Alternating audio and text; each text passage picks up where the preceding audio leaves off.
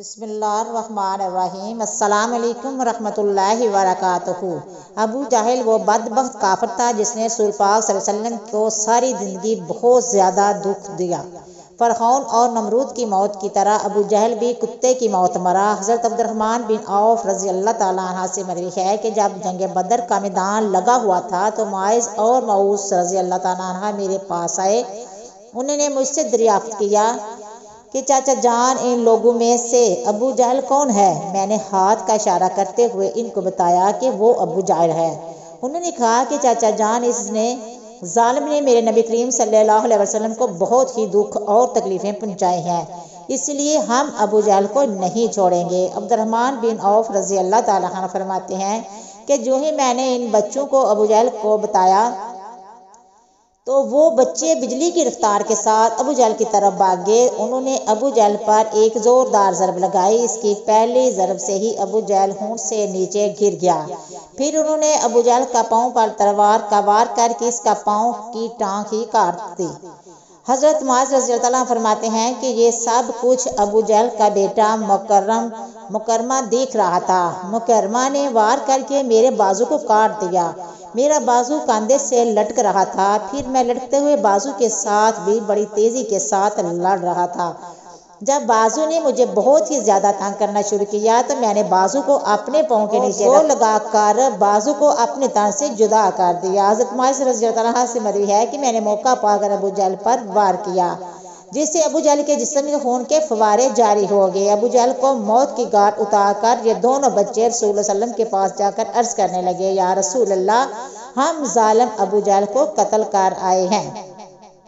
ابھی تبری میں بیان کیا گیا ہے کہ ابو جہل ابھی قتل نہیں ہوا تھا بلکہ وہ درد سے چلا رہا تھا، تڑپ تڑپ کر درد سے چلاتے ہوئے موت کا انتظار کر رہا تھا۔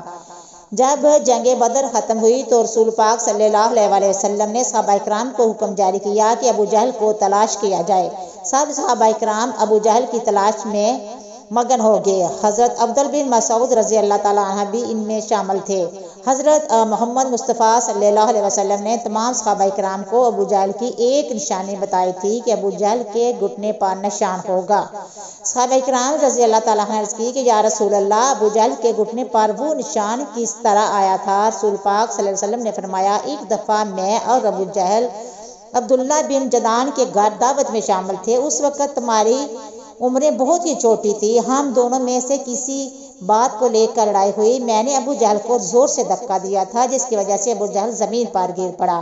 ابو جہل کے گھٹنے پر گہرا زخم آ گیا۔ وہ زخم تو ٹھیک ہو گیا تھا لیکن ان کا نشان آج بھی ہے۔ یہاں اب مسعود رضی اللہ عنہ فرماتے ہیں کہ میں میدان میں ہر لاش کو الٹا الٹا کر دیکھ رہا تھا کہ مجھے ایک جگہ ابو جہل زخمی حالت میں نظر آیا۔ میں ان کے پاس گیا تو میں نے دیکھا کہ وہ ابھی مرا نہیں تھا بلکہ زندگی کی آخری سانسیں لے رہا تھا۔ اس کے جسم سے خون کے فوارے جاری تھے۔ پھر میں نے رسول پاک صلی اللہ علیہ وسلم کی بتائی ہوئی نشانی کو دیکھا تو مجھے یقین ہو گیا کہ یہی ابو جہل ہے۔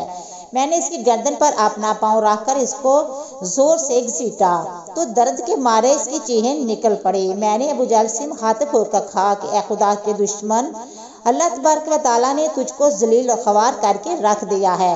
ابو جہل مجھ سے کہنے لگا کہ اس میں ذلت والی کیا بات ہے؟ میں تو اس آدمی سے بدلہ لینے کے لیے یہاں آیا تھا جس شخص کو تم لوگوں نے قتل کر دیا ہے۔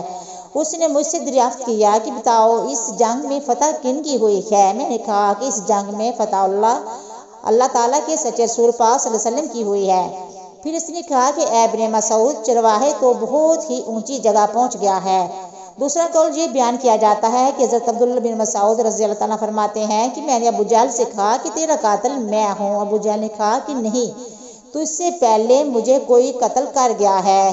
یہ قول یہ بھی بیان کیا جاتا ہے کہ حضرت مسعود بن رضی اللہ تعالیٰ عنہ ابو جہل کے سینے پر بیٹھ کر کہنے لگے، اے اسلام کے بدترین دشمن، تم تو فرعون سے بھی زیادہ بدبخت نکلے ہو۔ فرعون نے بھی مرتے وقت اپنی غلطیوں کو مان لیا تھا کہ میں غلط تھا، لیکن تم تو مرتے ہوئے اسلام کے خلاف بکواس کر رہے ہو۔ یہ سن کر ابو جہل نے جواب دیا کہ اپنے آقا محمد صلی اللہ علیہ وسلم کو جا کر میرا یہ پیغام دے دینا کہ ابو جہل اس دنیا سے چلا گیا ہے، لیکن وہ یہ پیغام دے گیا ہے کہ حضرت محمد مصطفیٰ صلی اللہ علیہ وسلم کا سب سے بڑا دشمن میں ہوں۔ ابو جہل کی زبان سے یہ سن کر میں نے ابو جہل کی تلوار پر پڑی، اسی سے ابو جہل کے جسم سے اس کا سر جدا کر کے رکھ دیا۔ فرماتے ہیں کہ میں نے ان جسم سے ساق کو جدا کر کے نبی کریم صلی اللہ علیہ وسلم کے پاس لے گیا۔ میں آقا دو جہان صلی اللہ علیہ وسلم کی بارگاہ میں ابو جہل کا سر پیش کرتے ہوئے عرض کیا کہ یا رسول اللہ یہ لو۔ ابو جہل کا سر رسول پاک صلی اللہ علیہ وسلم نے فرمایا کہ قسم ہے اس ذات کی جس کے قبضے میری جان ہے، بے شک یہی ابو جہل کا سر ہے۔ پھر آپ صلی اللہ علیہ وسلم ابو جہل کے سر کے پاس کھڑے ہو کر فرمانے لگے، یہ کافر ابو جہل اس امت کا سب سے خطرناک اور ظالم فرعون ہے۔ ہر امت میں ایک فرعون ہوتا ہے، جبکہ میری امت کا فرعون ابو جہل تھا۔ اللہ تعالیٰ کا لاکھ لاکھ شکر ہے کہ یہ بدبخت ہلاک ہو گیا۔ روایت میں اس طرح بیان کیا گیا ہے کہ رسول پاک صلی اللہ علیہ وسلم نے شکرانے کے نفل ادا کیے۔ رسول پاک صلی اللہ علیہ وسلم نے فرمانے پر ابو جہل کی لاش، سر اور قریش کے 24 سرداروں کو ایک کنویں میں پھینک دیا گیا۔ اس کے بعد رسول پاک صلی اللہ علیہ وسلم 3 دن میدان بدر میں رہے اور جاتے ہوئے اس کنویں پر بھی گئے تھے جہاں کفار مکہ کی لاشیں پھینکی گئی تھی۔ آقا صلی اللہ علیہ وسلم نے کنویں پر کھڑے ہو کر قتل ہونے والوں کو یہ فرمایا کہ اے کنویں میں پھینکی گئی لاشوں، کیا تم نے اللہ تعالیٰ کے وعدے کو پورا ہوتے ہوئے پا لیا ہے؟ اللہ تعالیٰ کا وعدہ سچ ثابت ہو گیا ہے۔ حضرت انس بن رضی اللہ تعالیٰ عنہ سے مروی ہے کہ رسول پاک صلی اللہ علیہ وسلم نے آدھی رات کے وقت ان تمام لاشوں کے نام لے کر فرمایا، اے ابو جہل بن ہشام، اے عتبہ بن ربیعہ۔ اس طرح نبی کریم صلی اللہ علیہ وسلم نے سب کنویں میں پھینکی گئی لاشوں کے نام لیتے ہوئے فرمایا، کیا تم نے رب کائنات کا وعدہ پورا ہوتا ہوئے دیکھ لیا ہے؟ کیا تم نے اپنے خداؤں بتوں کا وعدہ سچ پایا ہے؟ میرے خدا نے جو مجھ سے وعدہ کیا تھا وہ سچ ثابت ہو گیا ہے۔ اس پر صحابہ کرام نے پوچھا، یا رسول اللہ صلی اللہ علیہ وسلم، آپ صلی اللہ علیہ وسلم لاشوں سے باتیں کر رہے ہیں؟ تو صلی اللہ علیہ وسلم نے فرمایا کہ جو باتیں میں ان سے کر رہا ہوں تم ان لاشوں سے زیادہ نہیں سنتے ہو، بس یہ لاشیں بول نہیں سکتی، سب کچھ سن رہی ہیں۔ امام طبری لکھتے ہیں کہ محمد بن اسحاق بیان کرتے ہیں کہ بعض علماء کرام نے یہ بات بیان کرتے ہوئے کہا ہے کہ تم لوگوں نے مجھ سے دشمنی کی بلکہ دوسرے لوگوں نے مجھ سے دوستی کی۔ تم نے مجھ کو میرے ہی شہر سے نکال دیا، دوسرے لوگوں نے مجھ کو اپنے شہر میں پناہ دی۔ تم لوگ مجھے جھوٹا کہتے رہے، دوسروں نے مجھے سچا اور آخری نبی کریم صلی اللہ علیہ وسلم کہا۔ تم لوگوں نے مجھ کو بے شمار تکالیف دیں، لیکن دوسرے لوگ میرے ساتھ پریشانی میں بھی شریک رہے۔ اس کے بعد رسول اللہ صلی اللہ علیہ وسلم نے فرمایا کہ میں نے تو اپنے رب کائنات کا وعدے کو سچ پایا ہے۔ امید کرتی ہوں کہ آپ کو میری یہ ویڈیو پسند آئی ہوگی۔ اگر پسند آئی ہے تو شیئر کرنا، سبسکرائب کرنا اور اچھے کمنٹ کرنا، دعاؤں میں یاد رکھنا۔ ہم انشاءاللہ ملیں گے نیکسٹ ویڈیو میں، تب تک اوکے اللہ۔